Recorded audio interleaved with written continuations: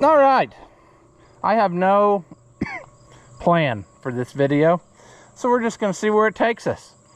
But I got something I want to do to this. I shouldn't have said it that way, because then I can't say right after this. That would be two thises in a row, and that sounds stupid. So say something different. So we're going to work on this thing in a minute right after this. There you go, dummy.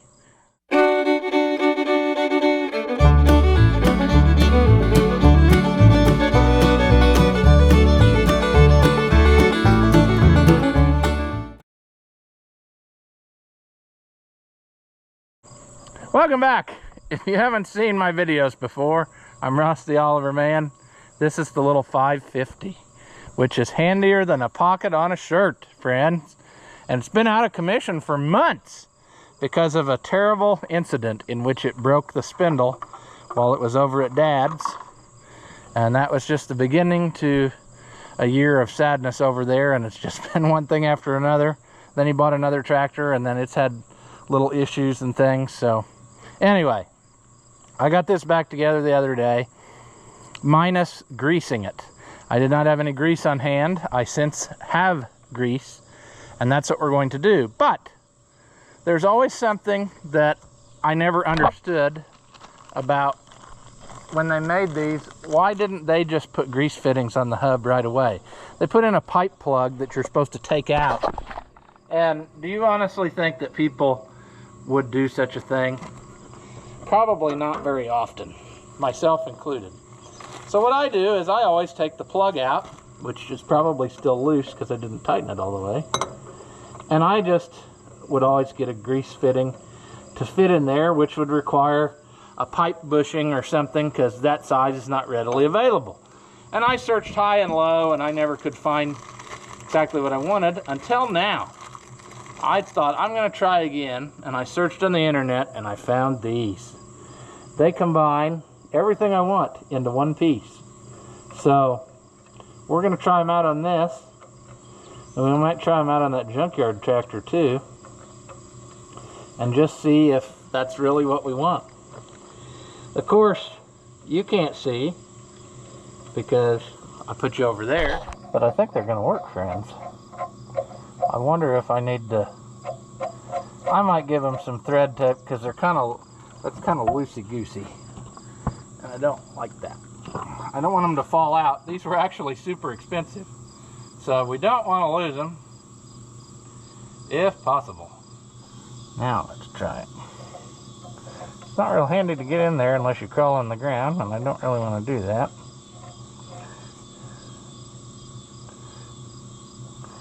Would be better if it was parked in a different orientation, but hey, you can't win them all.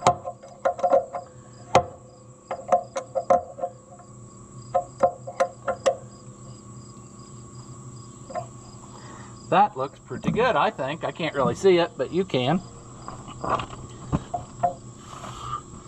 But I think that's a more clean look than having the whole pipe bushing thing.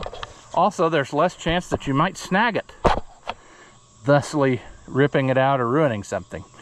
So let me go grab the grease gun, and we will give that a test. We'll grease the spindle really good, and the tie rod, everything on this side. We'll do the other side.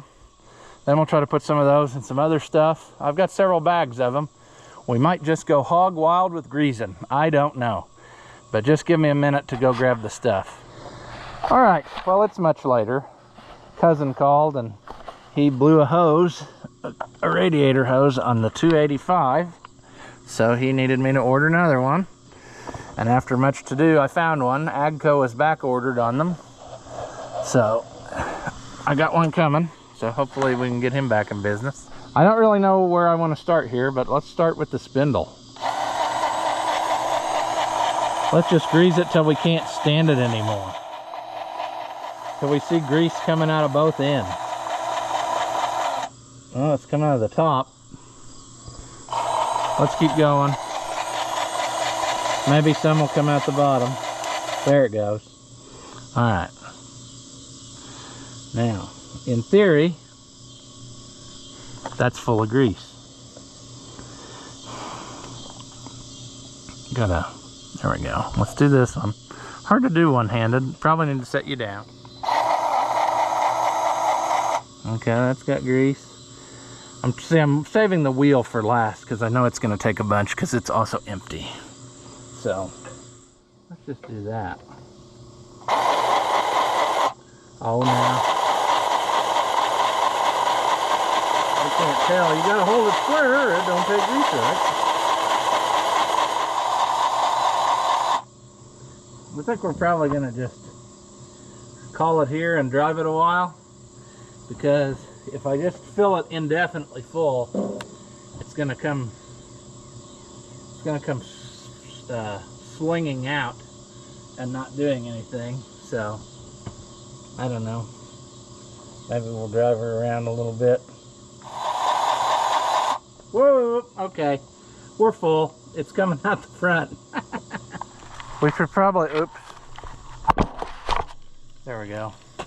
Whilst we're here, we should probably do this one. It's probably never been greased. There we go.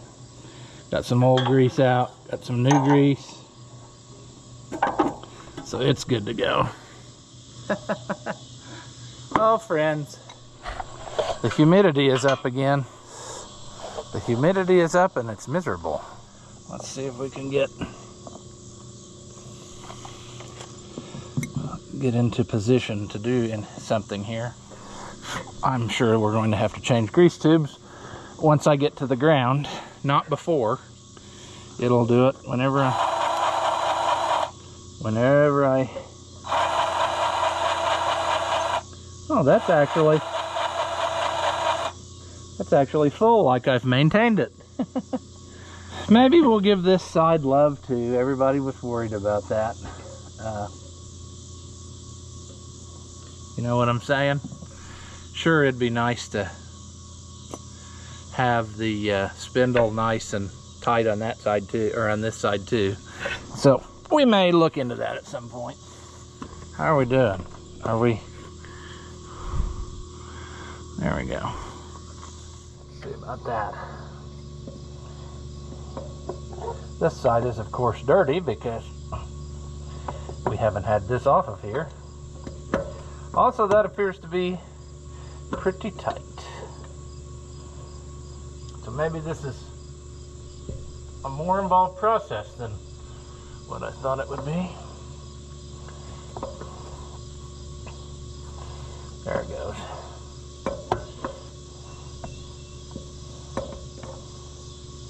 I should probably get that other pipe plug so I don't lose it. These are handy to have because this is the size that fits. I think this is the size that fits the sediment bowls too. Why are there, is there only 4 of these in a package, or did I already lose one? I was thinking there was 5 in a package.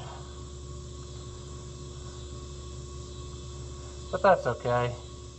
We've wasted money before. What would be the difference now?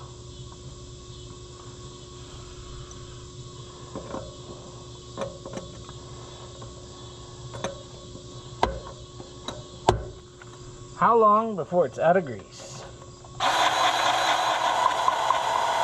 There we go, out of grease.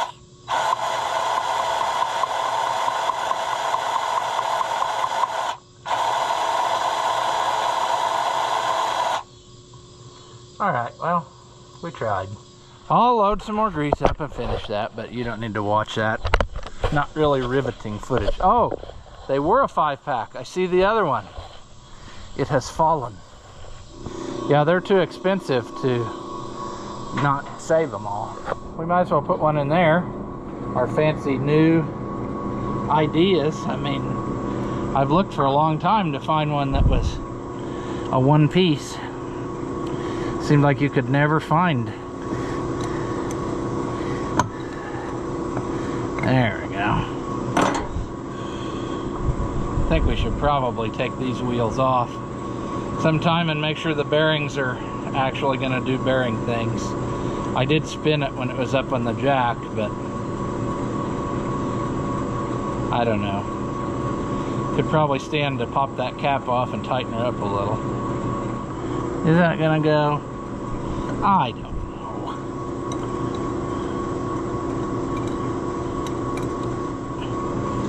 All right. It is coming along, friends. It's coming along. Another piece of this puzzle unlocked. Well, now doesn't that just not, that's just not right. Look at that. All I did was sit here and the sun has totally ruined that tire. But that is neither here nor there. It's a different day, you see. And as previously stated, I didn't know where this video was going to go. And I still really don't. I'm looking for the jump pack. I remember I had it here. And now I don't see it. So that ain't no good. I'm filming two videos at the same time. I'm looking for the jump pack for a different video. And then I'm filming this video that we're going to throw in. We're going to put this footage with the footage of greasing the 550. But I got to find that jump pack for another video where I'm going to pick up a tractor that wouldn't run. It's just going great around here. There's the jump pack. Another fun thing is, during all those days where it was 100 degrees and the sun was shining bright on my old not Kentucky home, it apparently heated this up hot enough that it melted the bottom of that tank, and now it's got a drip. So that's fantastic. And I know it wasn't from vibration or wear because it wasn't running. It was just sitting here. It sat here full of water for a month. And on that hot day, it must have melted a little bit. So that's dandy. Anywho, the trailer is just along for the ride. We don't need it for the video I'm doing right now because I can't haul the thing I bought on this trailer. And we're not having much luck finding a trailer that will haul it. If I had that semi ready, it might haul it if the height isn't too much. But the best I can come up with, according to the feller who's got it, maybe a planter trailer, which I know a neighbor has got one. If I could sweet talk him into letting me borrow that, I might be able to retrieve this thing. But we're gonna go look at it anyway, just to get some idea of what I got myself into. It's something that I've wanted. Grandpa wanted one too for a good while. And I did buy one, but it wasn't in great shape. And then I saw this one that's almost ready to use, and it went so cheap that I could not pass it up.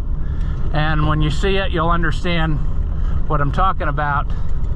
But anyway, yeah, there'll be more videos on it when I get it home, but for now we're just gonna go check it out and kind of formulate a plan. And I should probably pay for it while I'm there. So that's the motive behind what we're doing right now.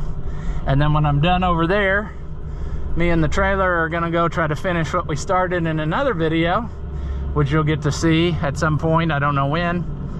But I went to go pick up a tractor to work on, and it wouldn't start at all. And I was not prepared for that because he said it ran great and it would drive right on there no problem. And I didn't bring my jump pack, and his jumper cables that he had weren't heavy enough. The battery was so dead that it wouldn't do anything. So I got the trailer again and the jump pack this time. When I'm done at this other place, I'm gonna make the loop and go over there and try to finish what I started. So anyway, that's the plan. All right, well, here's the treasure that I couldn't live without. A Keck and Gonnerman threshing machine. And the astute viewer will know that I have a threshing machine that's a John Deere, but it is in rough shape. And this one would probably thresh if it wasn't for the unloading auger having some holes in it. So that's where we are here. All right, we were about over here. We went and looked at some other stuff, but Indiana made, Mount Vernon. And like I said, Grandpa always wanted a threshing machine that we could play with, and this one's complete. I think the worst things on it are the tires and that clean grain auger there, which we can, I got a auger that was scrapped, and I'm thinking the tube I saved is the same size as that, so we might be able to make that work pretty quick. But anyway, that other one I have, you've maybe seen it before, I don't know, but it had a lot more paper pulleys on it, and they're garbage. And this one, you know, I'm saying that we throw these belts back on and it would probably thresh. So after looking it over, we measured, it's 88 inches wide, so it won't fit on, you know, my little trailer. It'd be great to have the semi. I know some people are going to say, why aren't you using that semi? Well, they sent me the wrong plates for it, and I don't have the insurance straightened out on it yet, so it's not going to do this go round. But what he said, and I hadn't even thought of, was planter trailer. Yet another reason why I need one of those. But I've got a neighbor who's got one. I'm going to see if he'll let me use it, and then I think we can just pull this right on there. I think it's 19 feet long.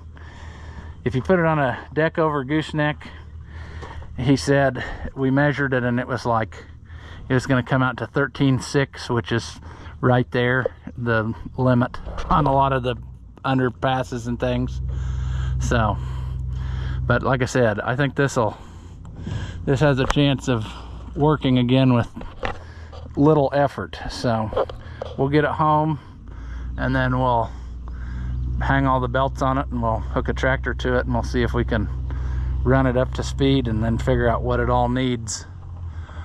But yeah, I'm saying that this is the worst part of it right here. It actually looks like that's broke, so we'll have to do some work on that. But I'm saying that's probably a lot simpler than the other one, and maybe some of these pieces will interchange, because I think a lot of these things, like the feeder and some of this other stuff, I think was made by like a separate company, and then all the companies that made threshing machines would buy it and put it on their machine. So like maybe they were different, but like the feeders, I think were like Hart Carter feeders on a lot of them. That says Keck and Gonerman, and that's probably the serial number, 2609. But I don't know, it was a third of what I paid for the other one, and it has more chance of working than the other one. So I couldn't stand to see it go to the scrap when I could potentially play with it, because I've got great grandpa's binder I bought back, so we could make this happen. It's just a matter of a little attention. So, but yeah, there's a adjustment off of something. Oh, that probably came off of here. So there's a few things that got a little bit abused, but I'm saying that it'll live again. You know, a lot of times the insides are pretty good. It's probably got flying creatures in it, but you know, they're more or less shielded, so a lot of the stuff is in good shape. A lot of raccoon pieces there, but that's to be expected. So we'll get her home, and we'll maybe move that auger out of the way or take it off so it doesn't cause us problems, and then we'll see if we can run it a little bit and get some of the trash shaken out of it, or see what kinds of issues we might have. You know, fan is all wooden. Look at that. So, shoe.